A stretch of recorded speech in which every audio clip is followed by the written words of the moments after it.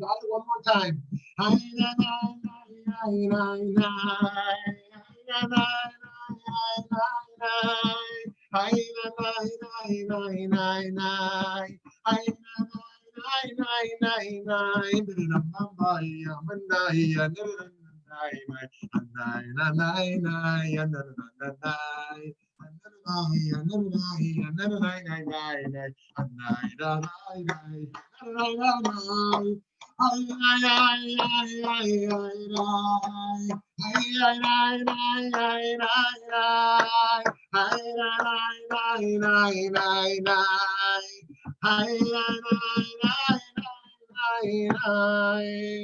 That's called V'chol Hama'aminim. All of those who believe. V'chol Hama'aminim. All of those who believe. So we'll fill in the blank of what we believe in. But that's I feel like I needed to start that with you this morning to get out a little excitement to be here with you all. So thank you for being here. We have a lot to cover. I can't wait to hear from you. So I'm going to speak fast so I can get to you. This is we're on melachot 25. Okay, a reminder, because some of you come every week and some kind of pop in and out. A reminder of what we're doing here. These are the melachot. We are trying to ground our repair of the world in Jewish tradition. And there's ways that everyone has done it. Okay, there's Tselem Elohim, humans are created in the image of God. Okay, there's Tikkun Olam, we want to repair the world. But we're taking a new approach here, and not that those aren't great approaches. We're trying to say that Jewish theology suggests that God creates the world with 39 actions, and the tabernacle is built with those same 39, and thus Shabbat offers the opportunity to reflect on those 39 so that we return the other 6 days of the week towards repairing the world in a new way. This is kind of a radical idea, right? Because the melachot haven't been thought of this way. They're like kind of technical rules like some people look at, otherwise they're irrelevant. It's the boring parts where we read about the tabernacle in Leviticus, who cares, right? And here we're trying to revive these texts and these ideas in philosophical and theological and Kabbalistic ways, such that they can inspire us to rethink our daily lives and most importantly our Shabbat lives in whatever way we practice this. Okay, here we go. So now we're entering a new section. In the next 7 melachot, the next 7 are chunked together. We will look and discuss the hides, H-I-D-E-S, the hides used in the coverings of the Mishkan. This set of melachot will introduce the deep questions regarding the human relationship with animals and the dignity of animal life and animal souls. The natural first step in producing these hides is to trap the animal, And so our 25th malacha today, is Tzud, trapping. The act of using a trap is a challenging malacha to codify into rules, since it can be quite subjective. For example, closing a door on a bird that is loose could be considered trapping it, whereas closing a house door on a worm may not. So here's a question that applies to many people today. What about closing the door to a room where there's a dog or cat? Have we trapped the dog or cat? It turns out that trapping only applies to wild or untamed animals. So a tame dog can be brought inside by its owner, but closing a door on a wild stray dog might be a problem because it would be trapping, unless it is to protect others from a violent dog, of course. On the Torah level, we're dealing with trapping when it's an animal that one wanted to kill, like a deer. You want to kill the deer, so you trap it. The rabbis extended this malacha also to animals that one wasn't historically trying to hunt, excluding those that could be dangerous to people, of course.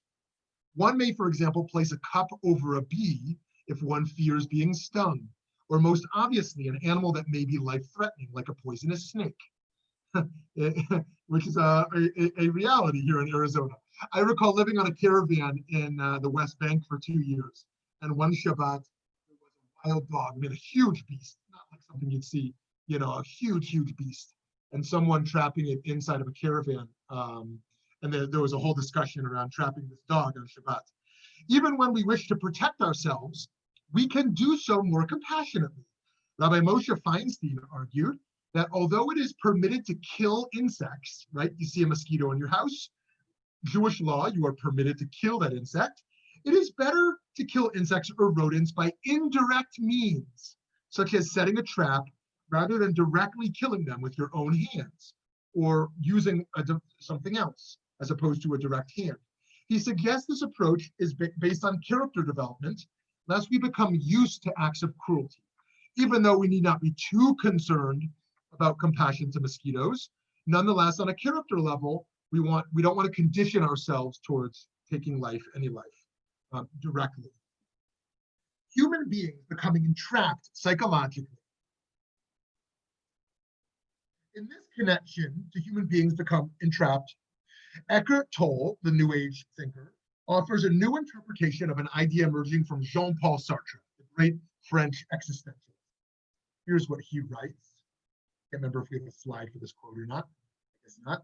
He, Sartre, looked at Descartes' statement, "I think, therefore I am," very deeply and suddenly realized in his own words, the consciousness that says I am is not the consciousness that thinks.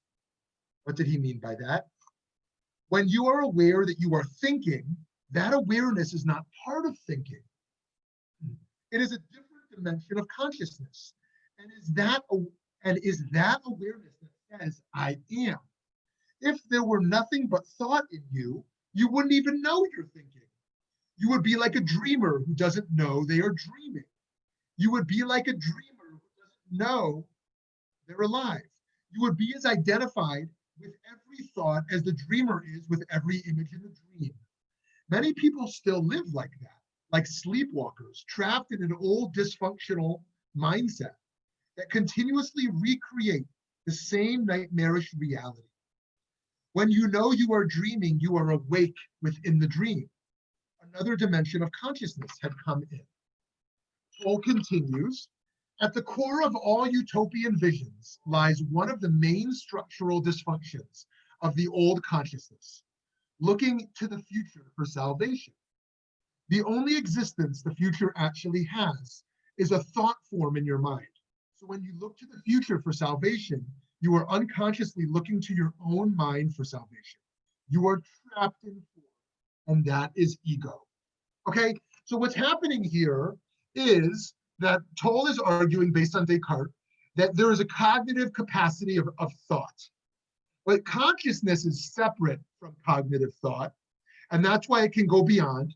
And only if we access consciousness beyond thought, where we hold thought rather than thought holding us, can we actually be liberated from the entrapments of mind. Okay, so this idea of entrapment in this halacha, in this malacha, is about also psychologically.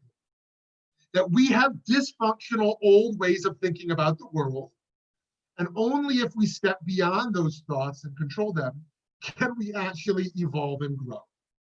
And so, in the spirit of this malacha of entrapment, on Shabbat, we meditate on our thinking errors, our thinking entrapments that confine us, It is frightening to be trapped physically, scary to be trapped psychologically, and frustrating to be trapped spiritually. Sometimes the most comforting thing, aside from being liberated, of course, is having someone else with us in that entrapment. The only thing worse than suffering with others is suffering alone. And so sometimes, even when we can't get out of thinking errors, even when we can't get out of thinking errors, we can share them with others. We can share them with others and realize that we are trapped in them, even if we don't know a way out yet. It reminds me of that parable I've shared before, but I'll share it again because it's just so relevant. That a fellow is traveling in the Hasidic story. A fellow is traveling in the dark forest, and is so thrilled to bump into someone in the dark forest. And then they realize that neither of them know the way out of the dark forest, and yet they're still thrilled to be together because they can share that the path they walked on was not the pathway out. So too, when we are trapped, sometimes we don't know the way out of the entrapment, nor does the other person. But merely walking together in the dark forest in an entrapment can itself be liberating. That itself can be the case for community. Animal behavior, going back to animals now, animal behavior has much to tell us in this regard also. In 2010, scientists conducted an unusual and perhaps even touching rat experiment. They locked a rat in a tiny cage, placed the cage within a much larger cell, and allowed another rat to roam freely through that cell. The caged rat gave out distress signals, which caused the free rat also to exhibit signs of anxiety and stress. In most cases, the free rat proceeded to help her trapped companion, and after several attempts, usually succeeded in opening the cage and liberating the prisoner. The researchers then repeated the experiment, this time placing chocolate in the cell. The free rat now had to choose between either liberating the prisoner or enjoying the chocolate all by herself. Many rats preferred to first free the companion and then share the chocolate, though quite a few behaved more selfishly, proving perhaps that some rats are meaner than others. How amazing that liberating those who are trapped may be a phenomenon built into the DNA of animals as well. The fact that more rats or altruistic path. Yet why do we trap others at all? By observing the phenomenon of mass incarceration, we see that we trap human beings. We also know that through factory farming, animals themselves are often born and live their entire lives entrapped. Then we have the phenomenon of hunting, indeed a sport for some. Let's examine some of the history of this sport and the Jewish legal perspectives of trapping innocent animals to kill them for sport. American history illustrates the destructiveness of indiscriminate hunting. Until the 20th century, there were no laws concerning hunting at all. However, after the extinction of once numerous species, such as the passenger pigeon, and the near extinction of the American buffalo, mostly due to a military strategy to starve American Indians, along with hundreds of thousands of buffalo slaughtered by passengers riding in trains set aside for hunting, there was a rising sense that some wildlife needed protection, and eventually the federal government joined states in taking action. The Lacey Act of 1900 prohibited interstate commerce involving illegally seized wildlife. President Theodore Roosevelt, you like to say Roosevelt or Roosevelt? President Theodore Roosevelt established the first wildlife refuge in 1903.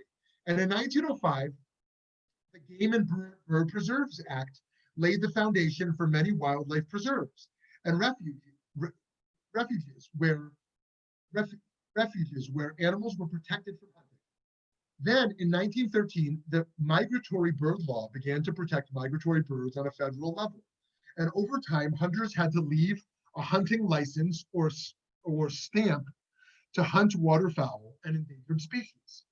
Until recently, protection has been at the core of federal policy on hunting. I say until very recently. Now, even this modicum of respect for the natural world appears to be in jeopardy over these last few years. Sadly, hunting remains a popular sport in America, with over 10 million hunting licenses taken out each year. The blood sport enjoyed long ago by the pagan pharaohs in the Roman Colosseum continues to offend our humanity.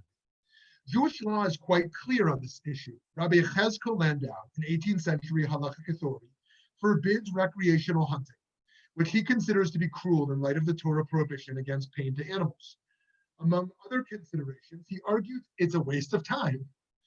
Rabbi Landau explains that in the Tanakh, we find recreational hunting as an activity that people of poor character, such as Nimrod and Esau, find pleasure in. The more virtuous leaders in the Torah, includes all three patriarchs and King David, tend to be shepherds rather than hunters.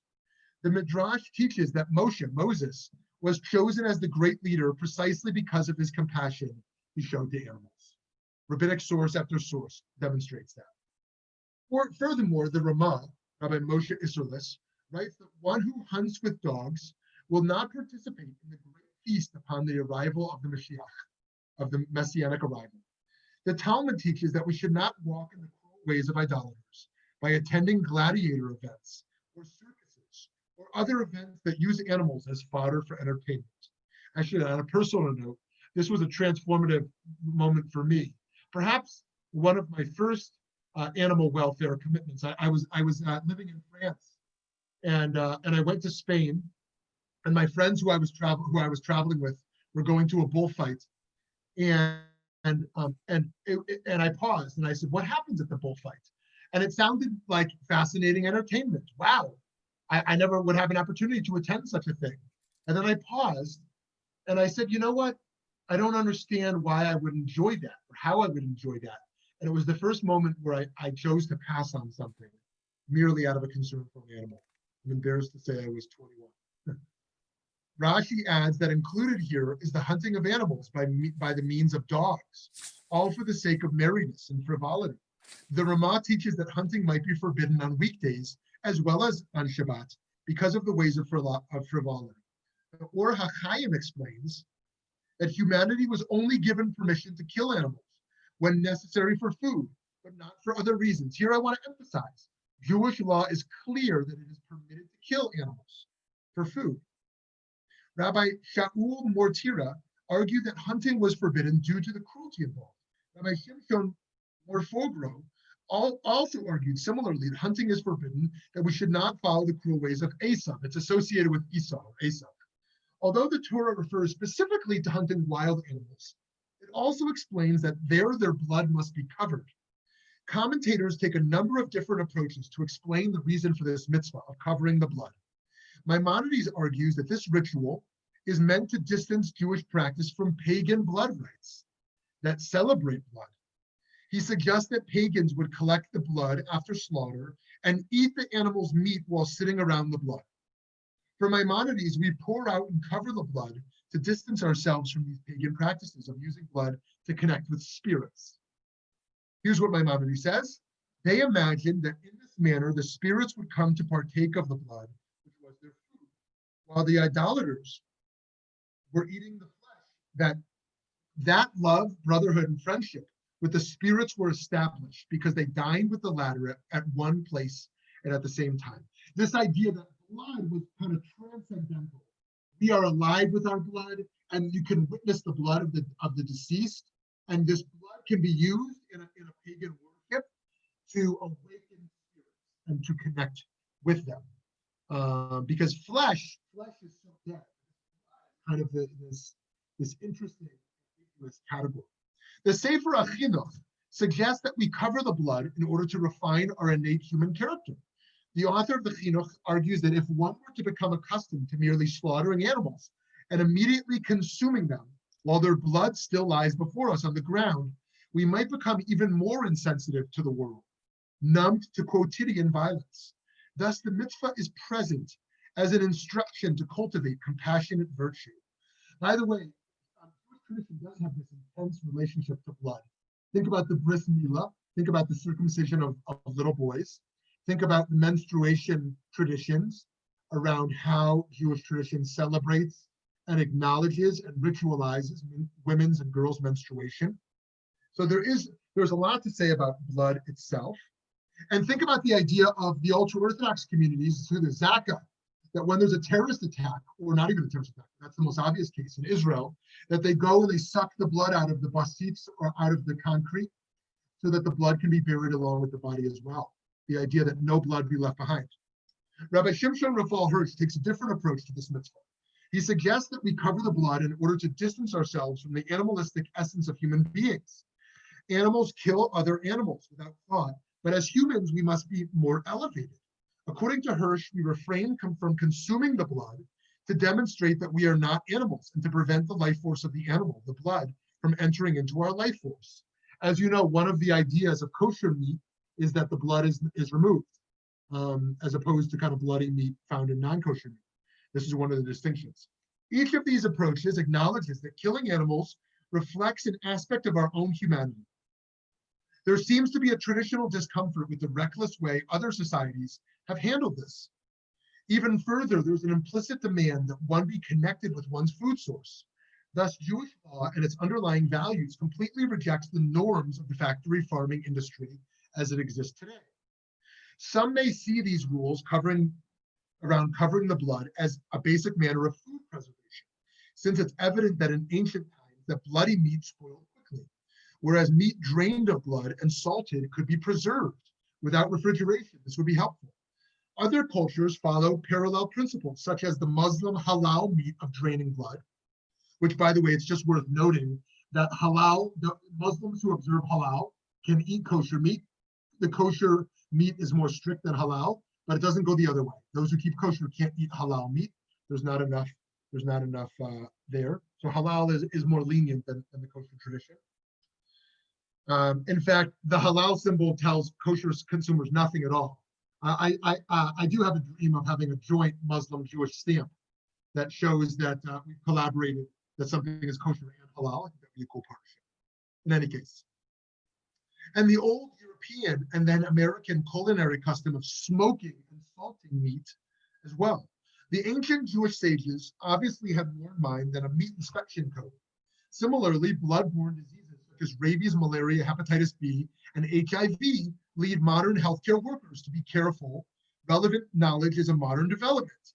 Now, of course, it's worth noting that this whole COVID thing happened because of this kind of marketplace, street place consumption of animals, right? I mean, what was happening around eating dogs, eating cats, eating animals in the streets, and this whole idea of meat consumption in barbaric ways. I'm going to bracket the idea of around what's barbaric and what's not, but I think we can at least agree, although I know cultural relativists like to say, hey, listen, the Chinese have their ways of eating meat, we have our way, let's be cultural relativists and not put shame on that. And those who take less morally relativistic approach will say there are some boundaries here around how animals are treated. And this idea that COVID and most certainly other pandemics will be created based upon meat eating practice. Without a doubt. Oh, I'm so sorry. So I just saw for the first time that someone said my voice is going in and out. Is that happening a lot? Oh, I'm not even plugged in. Oh my goodness, I'm not even plugged in. Oh my goodness, I'm so sorry. That must have been horrible. I'm so sorry. I wasn't even plugged in. I'm just seeing it now. Oh, geez, I wish I knew. Okay, is that better? I am so sorry. That was 20. Much better, thank you. Oh, I'm so sorry. I wish I knew. Someone run in my office or something. I had no idea. I wasn't even plugged in. Oh, I'm so embarrassed. I'm so sorry. Okay, let's keep going. This mitzvah is yet another attempt from the Torah to move us toward vegetarianism. The Torah did everything possible short of prohibiting the consumption of meat to make it very difficult to eat meat and distance ourselves from death. While those who are not yet vegetarians are no longer engaging in the traditional ritual of shame, pouring out the blood from before consuming meat to be reminded of the death that has been caused and of our own mortality. We might all take more steps to learn about the harsh realities of mass production of food today and how it's harming human health, animal welfare, and the environment. I suggest that the primary reason that Jewish tradition tells us to cover the blood is because we feel shame. In fact, the Talmud teaches that the mitzvah is from where the very concept of bizui ha-mitzvah, shaming the Torah, is derived. We look at the blood of the animal glistening on the ground or dripping down our hands and filling a pool upon the earth, and we feel profound embarrassment because we realize what we've done. That blood looks identical to our own blood, and we realize our own mortality and the fragility of our existence. All we can do in that moment is to rush to cover it up. Shame is not something that many politicians who are apathetic to such matters understand. The abject cruelty reflects a certain nihilism that permeates the ethos of self-interested politics. In their quest to roll back even the most modest protection of animals, they display its ignorance and disturbing lack of compassion. We can only pray that with time and grit, that the access to kill innocent creatures is stopped by the election of sensible individuals in government who respect and care for the basic welfare of animals. By thinking about not trapping animals on Shabbat, we can reflect on ways that we ourselves are trapped, the way other human beings may be trapped, and the way in which non-human animals may be trapped as well. We can emulate the divine in working for liberation for all. Of course, we may argue that confinement may be necessary at times, the confinement of certain animals, the confinement in the prison system. And yet, there is far more confinement of humans and animals that can ever possibly be needed. Okay, friends, I'm going to pause there on this topic. Let's go to gallery view. Once again, I am so embarrassed and apologize for the audio problem we had for the first 22 minutes there. Totally unacceptable. I'm so sorry, and I don't know why I didn't see the sound. Anyways, here we go. Let's open up the floor. We got a good 35 minutes. Okay, good. Hi, Rabbi Biller. Yeah. How are you? So I apologize. I was just able to sign in now for the last 2 minutes. So we're talking about animals trapping. I hate to ask this question. What do you do in your mind about all this animal sacrifice in the Torah? How do you place that mentally? And if you don't answer that today, that's okay. Oh, for sure. I'm just trying to think if I can do it in under 3 hours. But all right, let me try to do it in 5 minutes. Okay. Thank you for asking that. Okay. So listen, I have gotten in some trouble in the world. I don't think I'll get too much trouble with this group here by suggesting that I don't yearn to return to a Beit Midrash, and I don't yearn to return to korbanot, animal sacrifices. Okay. Now, I take a middle ground where I still use the traditional liturgy that includes prayers for that to return. And yet, I have kind of reinterpreted what that's ultimately about. So let me say a few things about that, because there's a lot to say about that. So first of all, I do want to just honor that is the traditional model. The traditional model is that we yearn for the Jews to all return to Eretz Yisrael. We yearn for the Beit Midrash, Beit Shlishi, the third temple, to be rebuilt. And we yearn for the returning of the divine worship through korbanos, through korbanot. This is powerful because this is the idea that God's presence can be felt, just like in the Mishkan, can be felt in the Beit Midrash. This is a return back to the aspiration that Jews have held for millennia. This is a return back to the idea of a centrality of the Jewish community. And I end weddings acknowledging, as most rabbis do, that when we break the glass, we are acknowledging the Chorban, the destruction of the temple. And so I never want to dismantle something that is a traditional foundation of Jewish thought. So I don't wish to dismantle the idea that it is true that Jewish tradition says there will be a third temple, and that this is something to aspire to and yearn for. And I continue to say words of prayer that acknowledge that reality and that aspiration. I also will say that if a third temple were to emerge and animal sacrifices were to return, that I would be in line to join the party. Okay, now all that being said, I now want to state why I don't yearn for a third temple, and why I think I want to problematize that traditional concept. First of all, who's going to be in charge? It's going to be men, not women.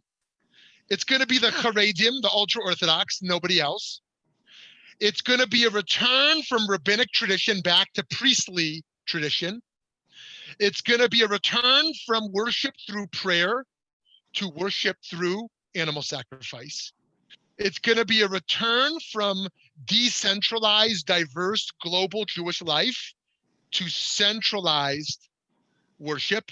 As you recall, the reason the Reform movement chose to call synagogues temples was an idea of a rejection of the temple as centrality. We want to decentralize the institution of temple. We can have temples in Cincinnati and in Phoenix and in Rio and in Shanghai. We don't need a Jerusalem temple, right? Okay, so there was something subversive to the idea of calling these places temples, and we can go on. Now, to bridge the gap, and let me say one other thing, that I also think that even if it's a small aspiration, I just don't think it can be a central aspiration of Jewish messianism or Jewish utopia. What seems like a noble aspiration for redemption? Wiping away hate, wiping away anti-Semitism, racism, right? Wiping away gender inequality, wiping away the global inequalities of poverty in the global South, right? Dismantling white supremacy, right? Moving away from the exploitative nature of business in the world. Fill in the gap of what it would look like to dream of a redeemed world. And I can't embrace a theology that says the pinnacle of that yearning is a temple with animal sacrifice. Now, to bridge the gap between the traditional thought I'm saying, that Jewish tradition says this is the yearning, and the progressive thought that says, does that exactly jive with what I yearn for? We can have Rav Kook. And Rav Kook says, okay, there will be a third temple, and that will have a mincha offering, a flower offering, and not an animal offering. Rav Kook says there will be a flower offering, and that is a model where the tradition is upheld of a centrality, and yet it is balanced out with what he considers to be. Now, Rav Kook is interesting because he is an aspirational vegetarian, but believes it should be an aspiration, not a reality. So Rav Kook eats meat on Shabbat, and he says, we dream of a nonviolent world, but that's not our world now. In a utopian vision, that would be the reality, and that will be manifest in the third temple reality around animal sacrifice being abolished. It's also worth acknowledging, in addition to Rav Kook, that Maimonides hints at this as well. Maimonides hints in the Moreh Nevuchim, in the Guide for the Perplexed, that Jewish tradition, because of our oral interpretation, is itself a progressive process, a religious progressive process. And just as we moved from human sacrifice to animal sacrifice, just as we move from animal sacrifice to prayer, so too we will move from prayer, not back to animal sacrifice, but towards silent worship, a meditative type of worship that goes beyond prayer liturgy. Now, of course, there's a stira in the Rambam. There's a contradiction in Maimonides, because in his Mishnah Torah, he is very clear to codify animal sacrifice. But in his philosophy work, he implies or hints at that we may move beyond it. Let me say one last thing, and then I'll take pushback or questions or comments from Rabbi Biller and others on this. The other thing I want to say is that on an economic level, animal sacrifice is no longer meaningful. It was very meaningful back then. It was meaningful existentially and economically. Existentially, you looked your animal in the eye. Now, I can't relate to this as a vegan, but I can relate to this as a spiritualist. You look your animal in the eye and you cut its throat and you watch life be drained from its body, right? And existentially, you experience the frailty and the mortality of life. And in doing so, you were to be spiritually shook and awakened to your own mortality in deep gratitude to divine life. And they viewed this as a spiritual activity in order to awaken oneself towards that gratitude and that mortality in a way that our food systems today don't allow us. So that's the first thing I want to say charitably about animal sacrifice. But the second thing is, economically, this was very meaningful, right? Today, people have mutual funds, they have stock, they have real estate, They have cash under their mattress. I don't know what people have today. You know, they have Bitcoins. Is that what it's called? A Bitcoin? You know, I don't know. What else do you have? I mean, you know, people have these investments, but the idea of non-physical capital is such a new reality, right? If you own stuff, you owned land, you owned your home, you owned your animals, right? Maybe you owned slaves back in a certain time, right? There wasn't, property was very finite and very concrete. And the idea of taking my cow or taking my goat, taking whatever I'm taking, a limited number of them, and offering them to the priests and offering them to God, which, by the way, this was also feeding people, right? Some of this animal sacrifices are burnt offerings. They are completely burnt, but most of them, the majority of the offerings were eaten. They were eaten. They were part of the Chag. They was Simchat Yom Tov. You ate the animal as part of the joy of the holiday. This was brisket. This was the brisket, the Pesach brisket, right? And so it was a party, and you fed the community. Some of them you fed the Kohanim, you fed the priests. Some of them you fed the hungry. And so this was also a chesed. There was a chesed. There was a kindness involved in this as well. Okay, Rabbi Biller, do you want to respond to that at all? I'm so grateful for how much you synthesized in that answer. So that's mostly what I want to say. Thank you. You know, just one other tiny thought is what's most precious to modern people is time.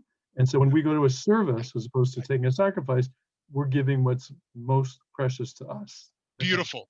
Beautiful. Yeah, I love that. I love that. That when we attend a service today, what a beautiful framing, that when we attend a service, we are giving our time over, because time is indeed our greatest asset in life. I'd take time over a cow any day. Yeah, we give time. We dedicate our time. So thank you for that. Yeah. And that's also seen, Rabbi Moshe Feinstein, who we mentioned earlier, he said to his yeshiva students, you know, you have to give 10% of your income, you know, net income, not gross income, your post-tax income, towards furthering causes. Doesn't matter if you're poor, doesn't matter if you're rich, make it 10%. But if you're a yeshiva guy, you don't work. I know that's hard for us to understand, but you don't work, then you don't have a means to do it. You give 10% of your time. So he had that idea as well. Now, Vicky's point over there in the chat is also really great. This idea of the Mishkan and of the Beit Midrash as a metaphor, just as we're dealing with the tabernacle and the melachot as a metaphor as well in many ways, so too this idea as well. This idea that our aspirations for realizing that world can be achieved through this idea of the Beit Midrash. And the Hasidic thinkers love this. The Hasidic thinkers over and over again tell us to make ourselves a Mishkan. Transform your heart into a sacred place. Transform. Well, we already saw this in the Shabbat table. The Shabbat table is built around the idea of being an altar. It is an altar. That is why we have bread, challah, like the showbread, like we talked about in the first melachot. And that's why we dip the challah in salt, because that's the salt offering, right? You dip it, by the way, the idea, it is not the correct custom. I never like to say correct customs because there's all kinds of customs, but the correct traditional custom is not to pour salt on your challah, but to dip your challah in the salt. It's a dipping process, not a pouring process. In our family, we use agave instead of salt, because in your first year of marriage, the custom is to dip your challah in honey. And so we said, oh, why just 1 year? Let's keep it sweet. You know, let's try to keep it sweet. So we use agave instead of salt. In any case, the altar at home is the table. That's why I continue to believe that the most important Jewish institution is the home. Nonetheless, and I think the pandemic hopefully can remind us of that. But anyways, the Hasidic thinkers say, make your heart, make your body, make your soul, make yourself that. So this idea of a third temple, we can think of as on a micro level, the self, making ourself, giving ourself, as Rabbi Biller said, giving ourself over to a service, giving our time over. On a macro level, we can think of as the global Jewish community, or as the world, making the world into this place of offering. So thank you for that. And I'll say this also for myself, as we might all relate to this idea, but differently, but I think we can all relate to it. I consider myself a progressive traditional Jew, right? And that means I'm very interested and committed to Jewish tradition as a framework, and progressive because I think that tradition is very malleable and very fungible, and it gives us a lot of room to play with really keeping it in place, but also evolving it in ways that keep it in place. And I think this idea of keeping a third temple as an aspiration, but understanding that as a metaphor is a really powerful way to think of that. So thank you. Someone else. Hi, Shmuly. I don't know if you know that last week the EU court has banned, shchita and halal. Now, other than I'm pretty sure this is anti-Semitism, my understanding has always been, and I also do not eat meat, so I'd be happy if everybody were vegan, but my understanding is that shchita is mamash the less painful way, and that it's done in such a way so that the animal suffers less than like being tasered or smacked on the head before. Do you have any comments on that? Oh, a lot. I have a lot. We once again need 4 hours. I'm going to try to do it in 5 minutes. But thank you, Lauren, for that. Okay, so there's a lot to say here. And here's the first thing I want to say. I would love to see a non-violent world, no violence towards anyone, and that would include no consumption of animals. And I think that pathway forward actually is not just legislation, but through corporate food offerings. Corporations who are creating food that will taste just as good or better than meat, because some people simply can't make that sacrifice. Some people feel so connected to their meat consumption that I think that the only way to make a transition is to have things that taste as good or better. And even though I dream of that world, I have been vocally in opposition of the banning of shchita in Europe. I've been openly in opposition to that and actively in opposition to it, and in conversation with chief rabbis in Europe to counter that, just as I'm opposed to the banning of circumcision in Europe and in other places. And there's been one way to distill that thinking for me is that in terms of religious freedoms, if those animal activists, those animal rights activists want to stop the mass consumption of animals, they don't need to go after the tiny minorities of Europe, the Muslim communities and the Jewish communities, and the very small amounts of animals that they are killing over there through their religious practices. They should be going after the big beast of factory farming in general, and the inhumane practices that exist there. And so that's why I think those animal rights activists, which are very suspect of anti-Semitism. Of course, not all of them. Many of them are just fighting, animal consumption everywhere they see it.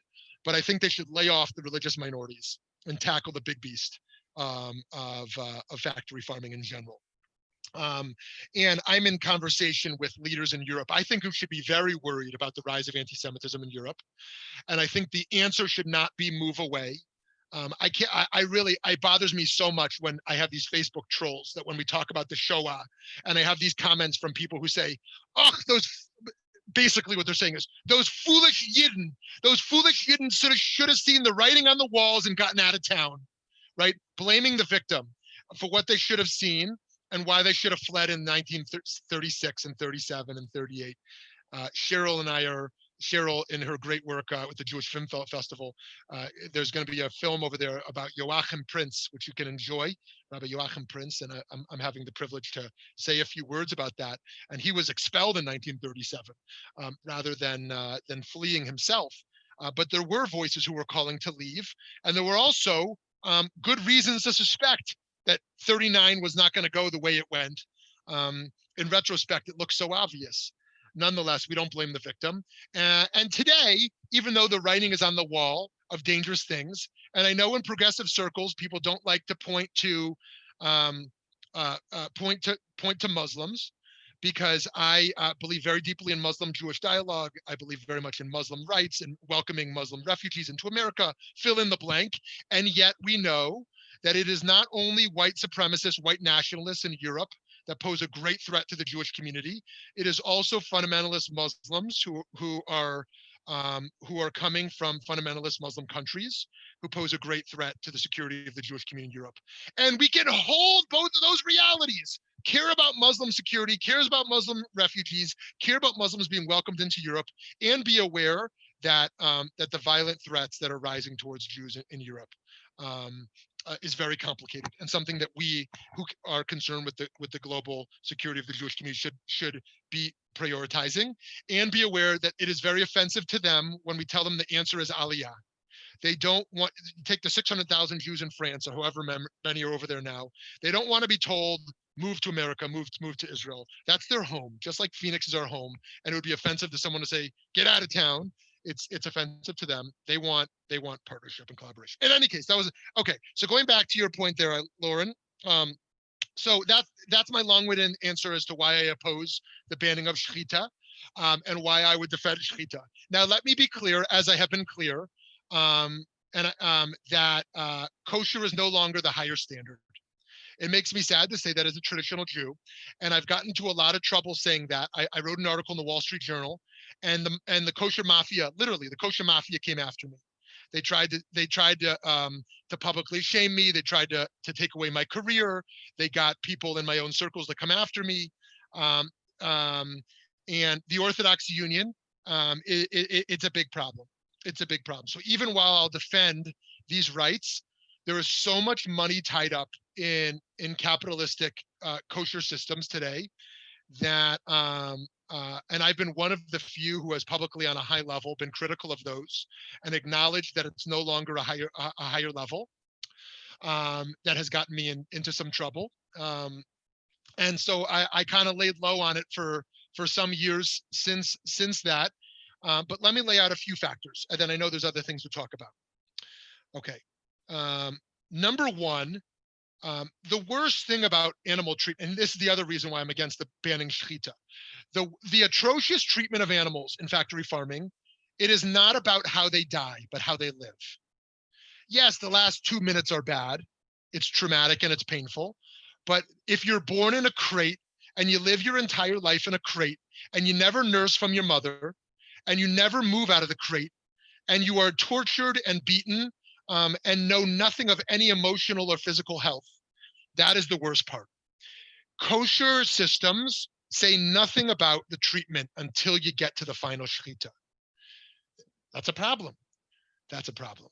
And so that's the first thing to say, is that the real problem is that kosher meat was consumed into the larger American factory farming system and treats animals in the same way. And same with kosher milk. Okay, I don't want to get too much into this. Okay, now getting to shechita, getting to kosher slaughter, the kosher establishment is opposed to slaughter, to stunning an animal before slaughter. And the reason for that is not about Jewish law primarily, but because of the Nazis. Hitler was a vegetarian. People, anti-vegetarians love to say that. Those who are anti-vegetarianism, that Hitler was a vegetarian, because it kind of shows the hypocrisy of vegetarianism or something. But I mean, can't vegetarianism still be a nice ideal, even though the most wicked person of the 20th century, happened to, embrace it? In any case, because Hitler was a vegetarian and the Nazis banned kosher meat because they said the kosher systems aren't doing stunning. They're not knocking the animal out before slaughter. And the Jews resisted. They said, we're not going to do it. We're not going to follow the Nazis on stunning. Because of that cultural historical phenomenon, it's too hard to overcome the idea of stunning before. However, I've written an article on why we can stun the animal after shechita. After shechita? What do you mean? The animal's already dead. They're not dead. It takes them 60 seconds, maybe 120 seconds to die. They're in pain on the floor. After what happens in shechita is they slice the esophagus and trachea at the same moment for spiritual reasons. And that is supposed to be a more painless way than other forms of killing. Nonetheless, they don't die instantaneously. There's pain after. And I have suggested that right after the slaughter, they should be stunned. so that they're unconscious for that last 2 minutes. And in fact, the Australia kosher establishments are doing that. They're doing that. Okay, I've said a lot. Vicky wants to jump in. No, Vicky, I thought you raised your hand. No? Oh, sorry. Okay, someone else. Okay, we've been talking a lot about animals. You can go there or we can go somewhere else.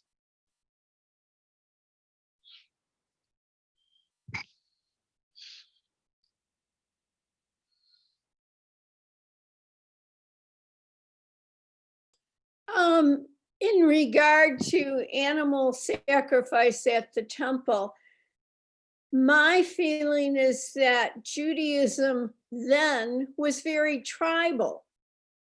And the things that they did were in concert with all of the surrounding nations and people. They all had similar ways of reaching God. In some instances, it was idols, it was incense, they were material things. And what I see is an evolution in 2,000 years of thought. We now have developed a practice in which our prayer can be jointly observed in a temple or can be individually observed. And it seems to me that this has to do with additional education. So to have an aspiration to go back to a third temple with sacrifices, that's not in my thinking. I much prefer, I think Vicky said, to use this as a metaphor, although I'm not even sure I want to use it as a metaphor. I think we should consider that we are evolving. It's a process, and the Judaism we practice today will not be the same as practiced 100 years in the future. Okay, great. So just before Eileen's point, I'm going to say a few things that are over there on the side. Yeah, Cheryl makes a great point about the strange historical phenomenon in rabbinic tradition that chicken are considered meat, and thus traditionally we say, you don't put cheese on chicken or whatever the case is, because chicken is also meat, which is very strange. And I've never seen any momentum on viewing that differently. And then Rabbi Viller's interesting point there around veal. Yeah, veal is, so as you know, you want to keep the girls alive, the female cows alive, because you want their milk, but you want to kill the baby males because that's why we get veal. Kill the baby males because they don't have milk. And so you exploit the females for much longer, and you kill the males for veal, and those there's a lot to say about that. In any case, so to go to Eileen's point here, it is an interesting question in spirituality today around how much we need the physical to connect spiritually. Some people think of spirituality as meditation. They want nothing sensory. They close their eyes. There's nothing they can see or hear or touch. Others like the sensory in spirituality. They like music. They like the crashing waves. They like walking through the forest, right? They like touch, right? And in kind of neo-Hasidic circles today, there is a desire to return to nature, bonfires and camping and the concrete, even engaging animals in some ways. And I think this is going to raise questions about synagogue, right? Is synagogue boring for young Jews, or is synagogue something to maintain? And what makes synagogue engaging, right? Is it better music? Is it better sermons? Is it more changes of pace, right? That you've got a 3-minute attention span, not a 10-minute one, so you have to constantly be shifting what's happening. Is it more movement, more body? Is it more interpersonal, relational, more learning? These are interesting questions about the future of the synagogue. And is it the walls themselves of the synagogue as opposed to going outside the walls? But part of this idea is saying, what can we learn from the animal sacrifice that was so powerful? This idea of doing something physically as a spiritual act, right? I want to produce something. I want to engage with something. You want me to sit in my chair for 4 hours for Rosh Hashanah? I'm going to sit there with a book, right? Like that might be powerful for some. Like I love that, sitting in a book with a chair, sitting in a chair with a book for like, I would do that for all day if I could, you know. I mean, I don't have a lot of Zisfleisch. I mean, I can't sit still very well, you know. But I love that, like just reading and thinking and praying. Like, but I know a lot of people like they want to be moving. They want to be, you know. I mean, I shared with you a few sessions ago that I did this meditation when I was in India at this meditation center where you ran in a circle. Everyone ran, hundreds of people running in a circle, looking at each other. And if you think of the Muslim practice, what's it called when you go to Mecca? You go to Mecca and you the Hajj, you know, the Hajj, and what's it called when everyone's moving around? It's millions of people around the world. So do we have something like that in Judaism? Do we have something? Yeah, Simchas Torah. Yeah, Simchat Torah. You know, Simchat Torah, at least, you know, you're dancing in a circle with the Torah. So everyone has a circle tradition. You know, you move in motion, you move around a center in a very interesting way. That Indian practice, that Mecca practice, that our Simchat Torah practice, which we don't do so often. One of